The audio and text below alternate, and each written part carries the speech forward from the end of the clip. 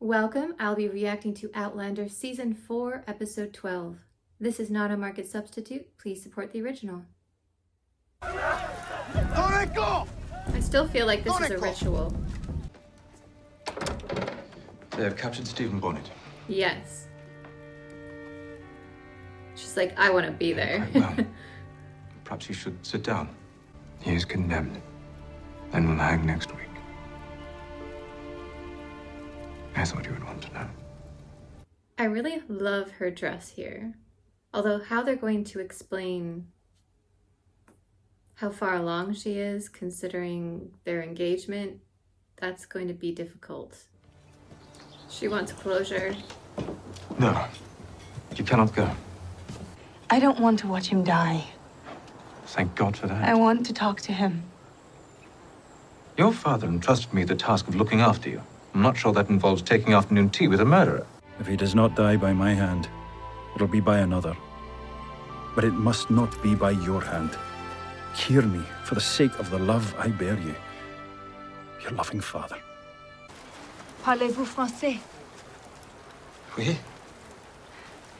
Pour la douleur, vous mâchez. Lomonanino, nalawajile. Tonungwa, ayon gongsa. Ayalong. I love that they're not trying to speak English for the sake of the show.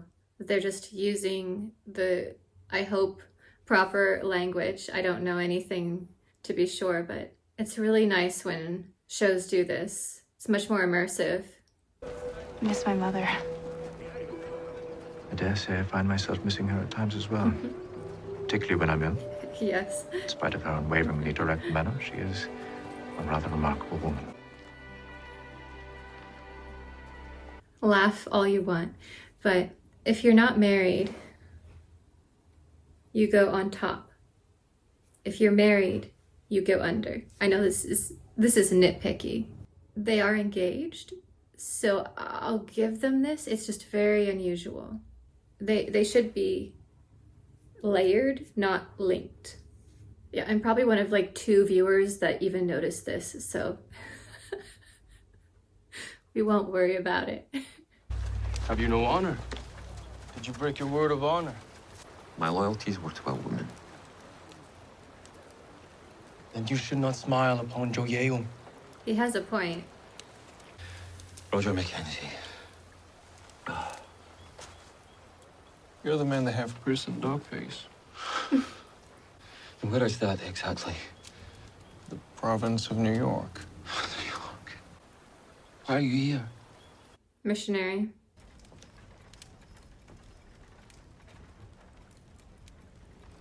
Strategizing. What are you doing? You're going to... Rescue Martha from jail. Yes. What, you're not angry with me? Not unless you're not going to try. What if they accidentally let Bonnet out too, though? You're right, mon amour. Martha will be freed. Marsley could create a distraction. Perhaps it's time to leave Wilmington and to take up my lord and lady's offer to live at Fraser's Ridge. Finally. How many episodes have I been saying that? But a year after I arrived at the village, I was struck with fever. Until I felt a woman's hands upon me.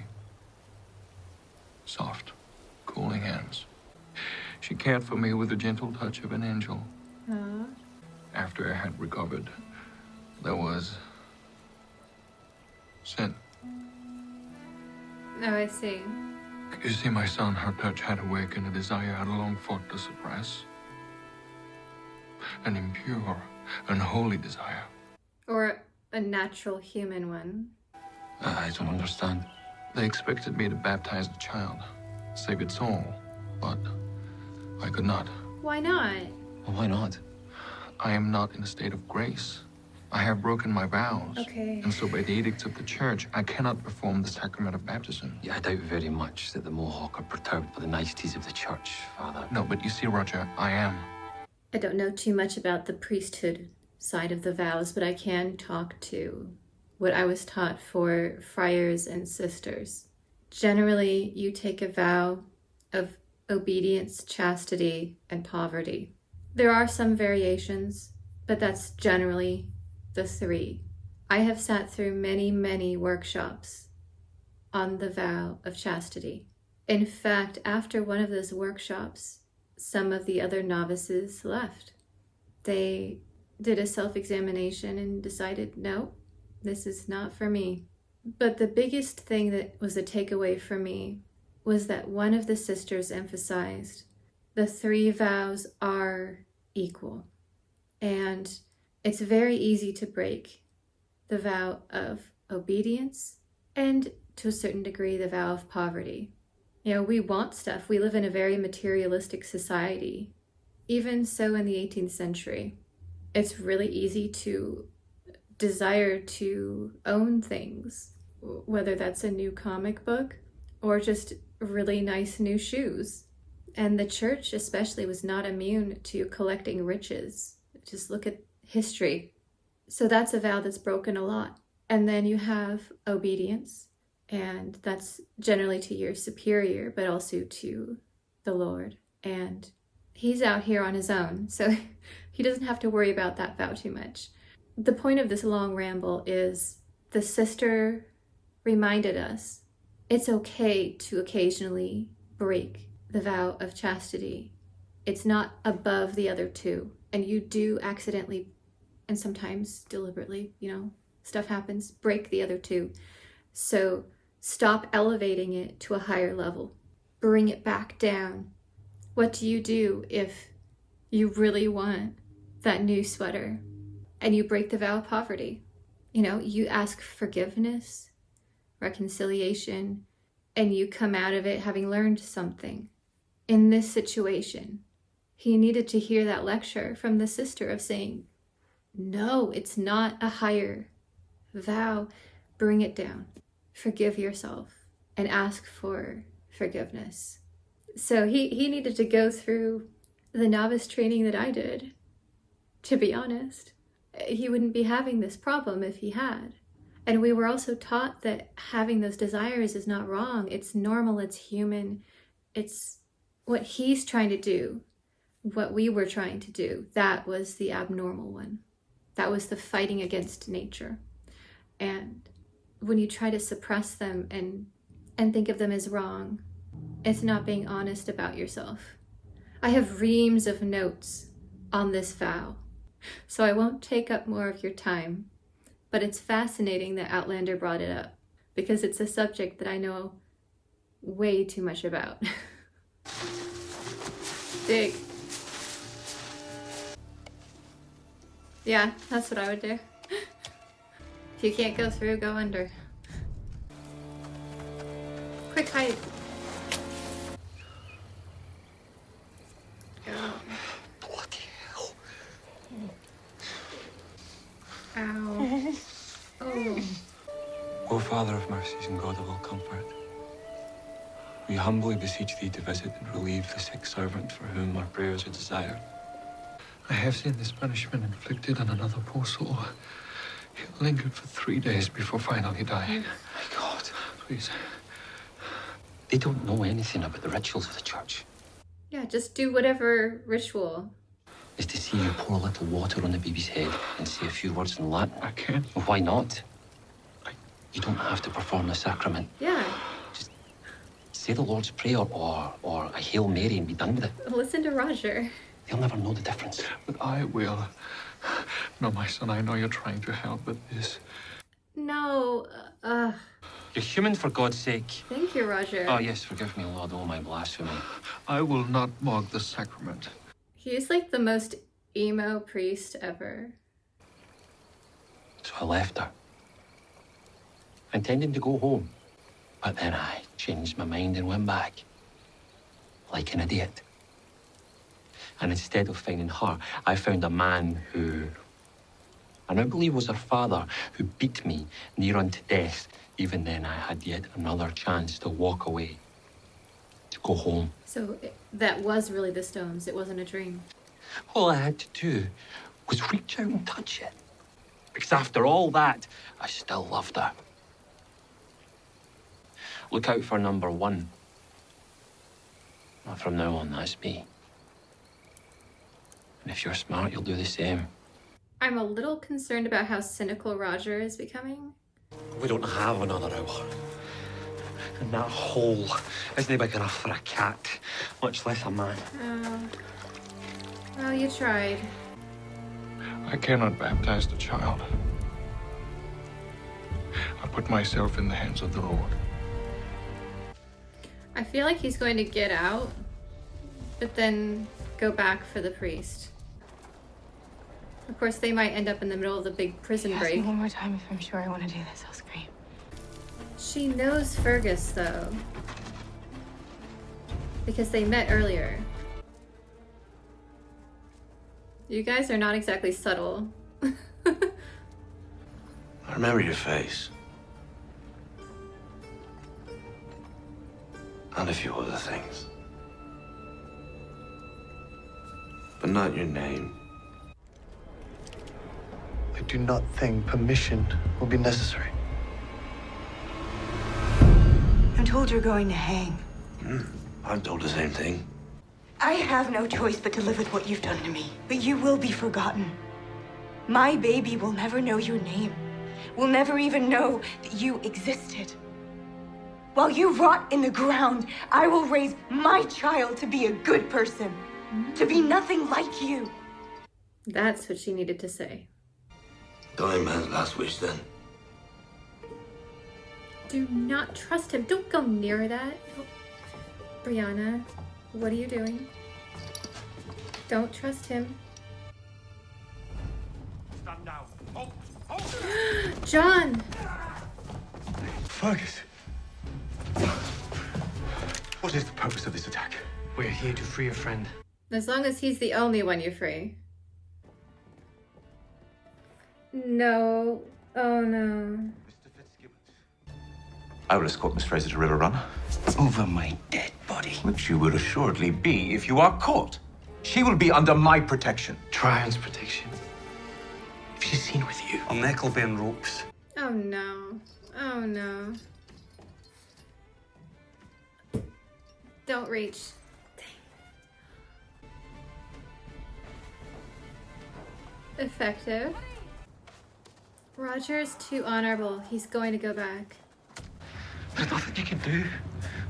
I know you, Roger. Don't be an You're idiot. gonna turn around eventually. For once in your stupid, idiotic life, be smart. I've had these conversations with myself. Yeah. Oh, this is the perfect music for that scene. I like that they took away the sound design here and just left the music. And he gave the quick death, honoring the priest's request, but just making it quicker. Oh no, she's walking in, no! Oh, that's love right there.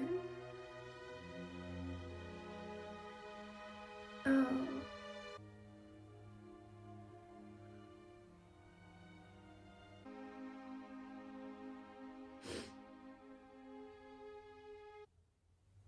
I was getting a little bit distracted by the beautiful rendition of Adagio for strings, which is always just so heartrending, even without any visuals at all.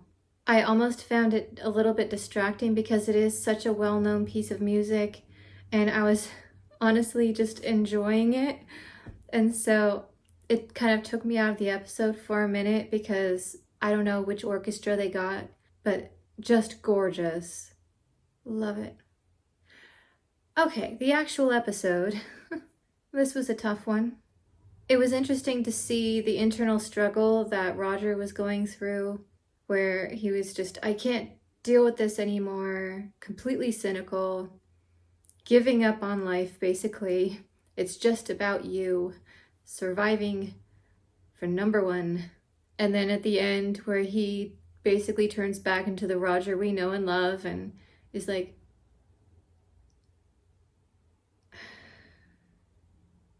nope, I'm a good person. I can't change that. Rushes back in and gives the quick release. Well, relatively quick in comparison to 3 days. I know there's a lot of discussion about what happened around the early Catholic missionaries, but this was an interesting example. I've met a couple of priests like this, but I'd say they're the exception, at least in modern times. Roger was right, though. He should have just done a ritual. The way he was framing his thinking around the vows was just so toxic, in my opinion. Let me see if I have my original notes sitting around on my computer somewhere. They might be archived in the cloud. One of the sisters propounded that the vow of chastity's main purpose was simply to have more available time for ministry and community. Not everyone has this charism, so it's basically to free up time. And again, we put too much pressure on that vow. If you think of it framed as, if you're in love with someone, you tend to want to spend time with them, and that's less time that you have for your ministry, it's a lot less dramatic than what this priest was thinking. In fact, some of the religious orders simply take a vow of obedience, and that's it. They figure it covers all the rest.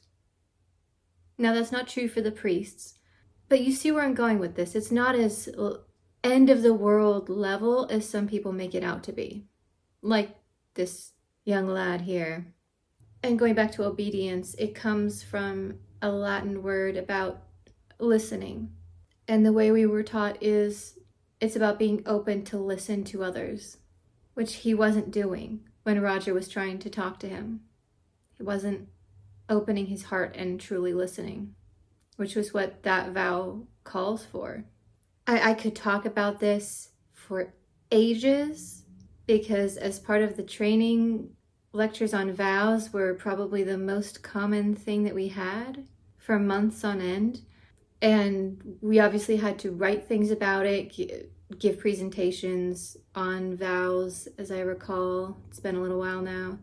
I never really sat down and thought extensively about the chastity one because I am gray ace, so it doesn't honestly come up for me as much.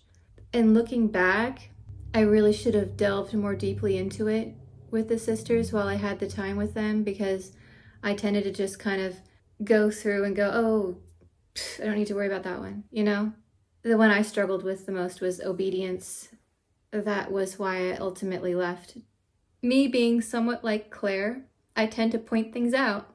And I was fairly young. I was in my early 20s. So I hadn't learned how to point things out in a very diplomatic way yet.